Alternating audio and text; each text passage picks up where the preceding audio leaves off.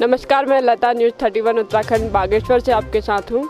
आज हम सड़क की समस्या को लेकर एक ऐसे गांव में हैं जहां करीबन लोग रोज़ 10 किलोमीटर की दूरी तय करते हैं और अपने रोज़मर्रा के काम कार्य करते हैं। और आज हम उन लोगों से जानते हैं कि उन्हें रोज़ कितनी दिक्कतों का सामना करना पड़ता है और कौन कौन सी समस्याएं यहाँ पर है, क्या रोड के लिए उन्हें अभी तक कोई आश्वासन सरकार को दिया है।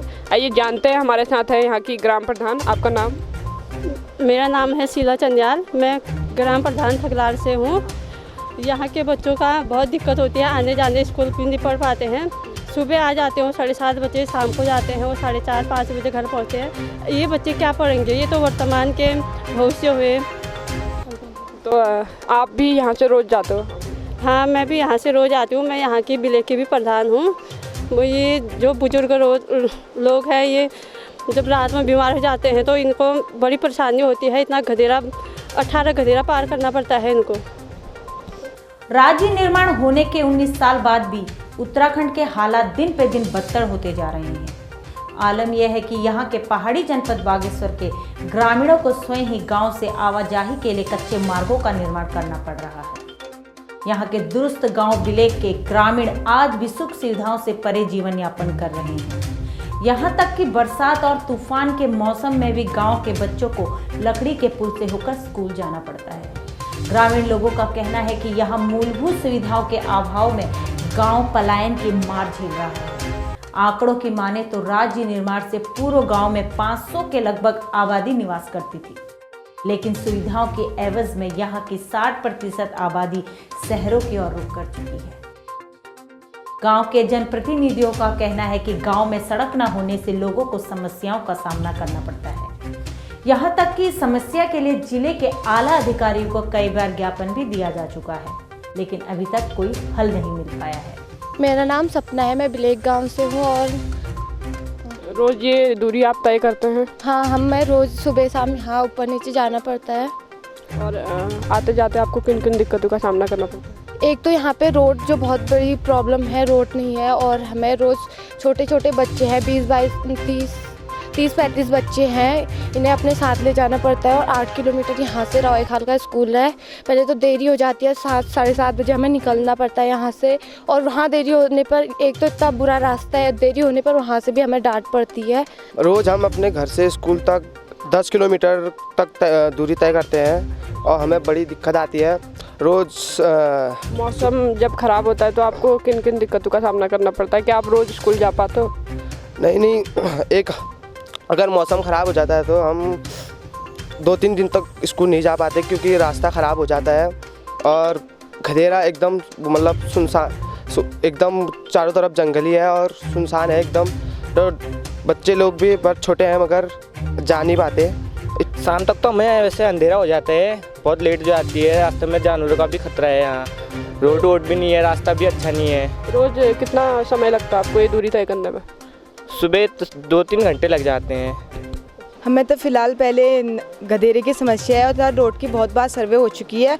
मतलब 2-3 बार सर्वे होकर मतलब पूरी हो गई है, फिर भी हमारे वहाँ कोई रोड नहीं आ रही। जैसे ऐसे चट्टानों से आना पड़ रहा है हमें। और जैसे ऐसे क्षतिग्रस्त होते हुए भी बच्चे फिर भी बोलते हैं बेटी पढ़ाओ या बेटी बचाओ, या तो शिक्षा को साक्षरता मान्यता दी है, तथा फिर भी हमारे ऐसे बच्चे हैं कि ब्लैक टॉप में ऐसे मतलब जाना पड़ता है कि बच्चों को कोई पढ़ाई का उतने ध्यान नहीं रहता। वो वही उनके दिमाग में वही रहता है कि हमने इस गधेरे से वहाँ जाना है, उधर से इधर जाना है। उसके बाद जंगली जानवरों का भी ज़्यादा ही खतरा है। मैं ठगलाड़ वार्ड सदस्य हूँ और बिले गाँव में रहती हूँ। आने जाने में दिक्कत होती है बच्चों को, हमको। और कोई बीमार होता है तो, और बुजुर्ग लोग बीमार होते तो परेशानी होती है। अचानक किसकी तबीयत ख़राब होती है तो वो भी परेशानी होती है। चतुर्मास में बच्चे आने जाने में दिक्कत होती है और बच्चे परेशान होते हैं। बच्चों की स्कूल की 1 हफ्ते तक बच्चे एब्सेंट रहते हैं। और इस सड़क समस्या को लेकर आप क्या कहना चाहिए? मैडम, मेरा नाम नारायण सन्याल है। मैं भूतपूर्व सैनिक हूँ और जो कि मैं 18 साल मैंने आर्मी में नौकरी की और 18 साल DSC में, डिफेंस सिक्योरिटी कोर। उसके बाद मैं घर आया हूँ। अभी प्रधान के लिए दावेदार था और जीत चुका हूँ। मुझे एक ही समस्या है यहाँ की रोड की। रोड अभी तक प्रशासन ने तो एक बार कई बार इसका मुआवजा कर चुके हैं, पर बट अभी तक इसका रोड का कोई संशोधन नहीं मिला है। रोज बच्चों को कितनी दूरी यहाँ पे तय करनी पड़ती है? हाँ, कम से कम 10 किलोमीटर है, बच्चे यहाँ से आते हैं। बिलेग गाँव में अभी तक कितने परिवार रह रहे हैं? वहाँ से 30-35 परिवार है, जो कि 30-35 परिवार घर छोड़ के नहीं, 10 परिवार घर छोड़ के चले गए। आप खुद देख रहे हो, आप मीडिया वाले हो, सब आप देख रहे हो कि कितनी परेशानी है, हमें कितनी दिक्कत है, आना जाना इतनी समस्या आपने देख रखा है। और मेरे 2 बच्चे पढ़ते हैं यहाँ रवाई खाल में, मैं बेरोज़गार आदमी हूँ, 2 बच्चे पढ़ते, आना जाना मुझे पहुँचाना पड़ता है। मैं पहुँचाने के चक्कर में यहाँ आया हूँ, 20 बार घेरा नीचे ऊपर वो करना पड़ता है, हमको आर पार करना पड़ता है, इतनी दिक्कत है। आप ये मीडिया वाले देख रहे हो, आप ये लकड़ी के चक्कर में हम ये लाठी उसमें आते हैं, बड़ा मुश्किल से, इतने बड़े पहाड़ हैं और क्या कहते हैं चीता आता उनकी डर रहती है, बच्चे अंधेरे में आते हैं, इतनी दिक्कत है हमें, हम कुछ कह नहीं सकते। रोड के लिए हमने प्रशासन सबको दे दिया, बड़े बड़े उनको दे दिया, कोई सुनाई नहीं है हम लोगों की।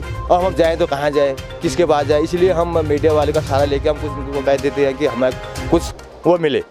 तो इसीलिए हमारा कहना यही है। बाकी हमें कोई समस्या, ये समस्या आप देख ही रहो, तो अब मीडिया वाले आए हो, आप समस्या खुद देख रहे हो।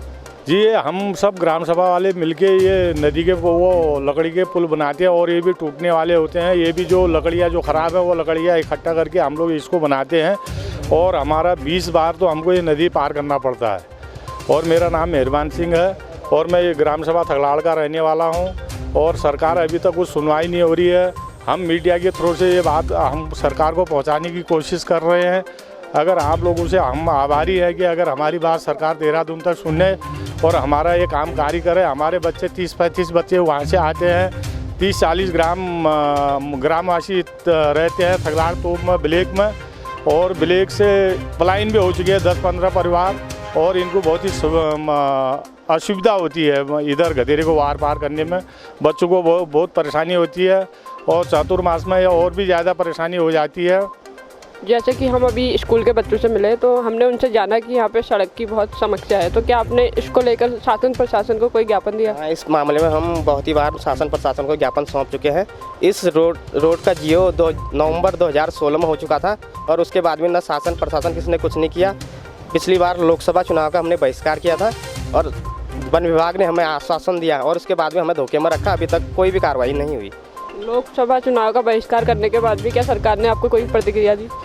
कोई प्रतिक्रिया नहीं दी, हमसे आश्वासन दिया कि तुम वोट डालो हम काम करेंगे करके, लेकिन आज तक कोई कुछ भी नहीं हुआ उसमें। 10 किलोमीटर जो होता है ये, और बच्चे को बहुत ही लेट हो जाती है जब आने में, अंधेरे में पहुंचते घर वाले चिंता में लगे रहते हैं, बच्चे तब तक घर ना पहुंचे, जान जोखिम में डाल के आते हैं लोग यहाँ के।